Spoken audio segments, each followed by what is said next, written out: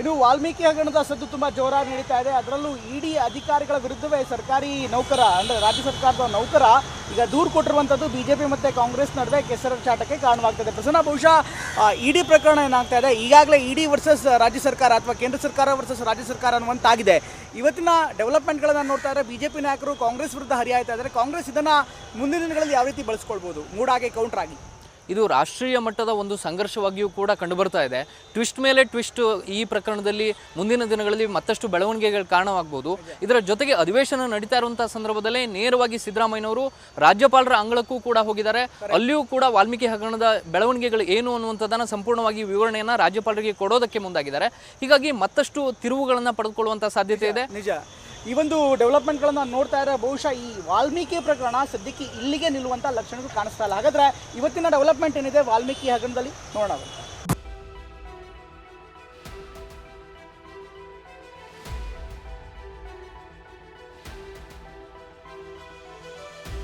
ಬಹಳ ಹೆದರುಕೊಂಡಿದ್ದಾರೆ ಅಂತಕ್ಕಂಥದ್ದು ಕೂಡ ಸ್ಪಷ್ಟವಾಗಿ ಕಾಣ್ತಾ ಇದೆ. ನಮ್ಮ ರಾಜ್ಯದಿಂದ ಹೊರ ರಾಜ್ಯಕ್ಕೆ ವರ್ಗಾವಣೆ ಮಾಡಿ ಲೂಟಿ ಮಾಡಿ ಈ ಕಲ್ಲೇಶ್ ಅನ್ನುವಂತ ವ್ಯಕ್ತಿಯನ್ನ ಮುಖ್ಯಮಂತ್ರಿಗಳಾದಂತಹ ಸಿದ್ದರಾಮಯ್ಯನವರೇ ಸಸ್ಪೆಂಡ್ ಮಾಡಿರ್ತಾರೆ.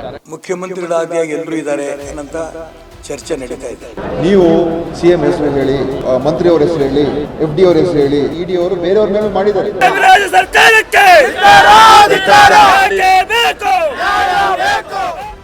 ವಾಲ್ಮೀಕಿ ಹಗರಣದಲ್ಲಿ ಕೇಂದ್ರ ಸರ್ಕಾರ ವರ್ಸಸ್ ಕಾಂಗ್ರೆಸ್ ಸರ್ಕಾರ ಅನ್ನುವಂತಾಗಿದೆ.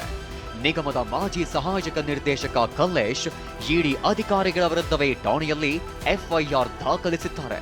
ಸಿಎಂ ಹೆಸರೇಳುವಂತೆ ಇಡಿ ಅಧಿಕಾರಿಗಳು ಬೆದರಿಸುತ್ತಿದ್ದಾರೆ ಅಂತ ಆರೋಪಿಸಿದ್ದಾರೆ. ಇದೇ ಆರೋಪ ಇದೀಗ ಬಿಜೆಪಿ ಕಾಂಗ್ರೆಸ್ ನಾಯಕರ ಮಧ್ಯೆ ಜಟಾಪಟಿಗೆ ಕಾರಣವಾಗಿದೆ. ನಿನ್ನೆಯಷ್ಟೇ ಇಡಿ ದುರ್ಬಳಕೆ ಅಂತ ಕಾಂಗ್ರೆಸ್ ನಾಯಕರು ಘೋಷಣೆ ಕೂಗಿದ್ರು. ಇದಕ್ಕೆ ಕೌಂಟರ್ ಆಗಿ ಇವತ್ತು ಬೆಂಗಳೂರಿನ ಫ್ರೀಡಂ ಪಾರ್ಕ್ನಲ್ಲಿ ಜೆಡಿಎಸ್ ನಾಯಕರು ಪ್ರತಿಭಟಿಸಿದ್ರು.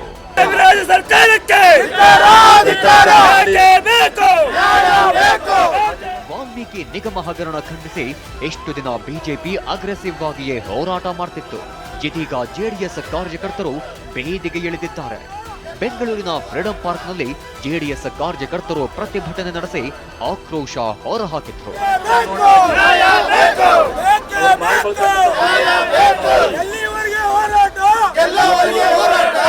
ವಾಲ್ಮೀಕಿ ಹಗರಣದಲ್ಲಿ ಸರ್ಕಾರದ ವಿರುದ್ಧ ಬಿಜೆಪಿ ನಾಯಕರು ಗಂಭೀರ ಆರೋಪವನ್ನೇ ಮಾಡಿದ್ರು. ಹಗರಣ ಬಯಲಾಗ್ತಿದ್ದಂತೆಯೇ ಸಿಎಂ ಹೆದರಿಕೊಂಡಿದ್ದಾರೆ ಅಂದಿದ್ದಾರೆ. ಬಹಳ ಹೆದರುಕೊಂಡಿದ್ದಾರೆ ಅಂತಕ್ಕಂಥದ್ದು ಕೂಡ ಸ್ಪಷ್ಟವಾಗಿ ಕಾಣ್ತಾ ಇದೆ. ನಾನು ತಮ್ಮ ಮೂಲಕ ರಾಜ್ಯದ ಮುಖ್ಯಮಂತ್ರಿಗಳಿಗೆ ಕೇಳೋದಕ್ಕೆ ಇಚ್ಛೆ ಪಡ್ತೇನೆ.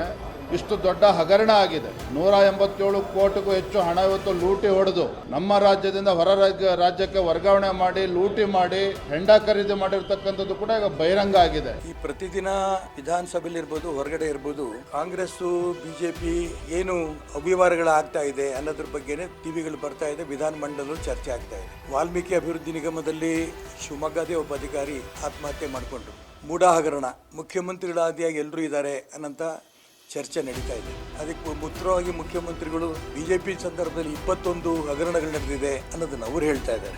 ಈ ವ್ಯಕ್ತಿ ಹಿಂದೆ ಖುದ್ದು ಮುಖ್ಯಮಂತ್ರಿಗಳೇ ಅವರನ್ನ ಈ ವ್ಯಕ್ತಿಯನ್ನ ಸಸ್ಪೆಂಡ್ ಮಾಡಿದ್ರು. ಭ್ರಷ್ಟಾಚಾರ ಇದೆ ಮತ್ತು ಹಾಸ್ಟೆಲ್ಗಳನ್ನ, ಬೇರೆ ಬೇರೆ ವಿಷಯಗಳನ್ನ, ಟೆಂಡರ್ ವಿಷಯಗಳಲ್ಲಿ ಸರಿಯಾಗಿ ಕೆಲಸಗಳನ್ನು ಮಾಡ್ತಾ ಇಲ್ಲ, ಕರ್ತವ್ಯ ಲೋಪ ಮಾಡಿದ್ದಾರೆ ಅನ್ನುವಂಥ ದೃಷ್ಟಿಕೋನದಿಂದ ಈ ಕಲ್ಲೇಶ್ ಅನ್ನುವಂಥ ವ್ಯಕ್ತಿಯನ್ನ ಮುಖ್ಯಮಂತ್ರಿಗಳಾದಂಥ ಸಿದ್ದರಾಮಯ್ಯನವರೇ ಸಸ್ಪೆಂಡ್ ಮಾಡಿರ್ತಾರೆ. ನಂತರ ಇದೇ ವ್ಯಕ್ತಿ ಈ ವಾಲ್ಮೀಕಿ ಹಗರಣದಲ್ಲಿ ಇಡಿ ಡಿಪಾರ್ಟ್ಮೆಂಟನ್ನು ಎನ್ಕ್ವೈರಿಗೆ ಹೋದು ಬಂದ ನಂತರ ನನಗೆ ಇಡಿ ಡಿಪಾರ್ಟ್ಮೆಂಟ್ ಅವರು CMನ ಹೆಸರು ಹೇಳಲಿಕ್ಕೆ, ಮತ್ತೊಬ್ಬರ ಹೆಸರು ಹೇಳಲಿಕ್ಕೆ ಫೋರ್ಸ್ ಮಾಡ್ತಾ ಇದ್ದಾರೆ ಎಂಬಂಥ ಸುಳ್ಳು FIR ಅನ್ನು ಹಾಕಿ ಇದ್ದ ಕಲ್ಲೇಶ್ ಮಾತ್ರವಲ್ಲ, ಬೇರೆಯವರನ್ನು ಸಿಕ್ಕಿ ಹಾಕಿಸೋ ಕೆಲಸವನ್ನ ಇಡಿ ಅಧಿಕಾರಿಗಳು ಮಾಡ್ತಿದ್ದಾರೆ ಅಂತ ಸಚಿವ ದಿನೇಶ್ ಗುಂಡೂರಾವ್ ಗಂಭೀರ ಆರೋಪವನ್ನೇ ಮಾಡಿದ್ರು.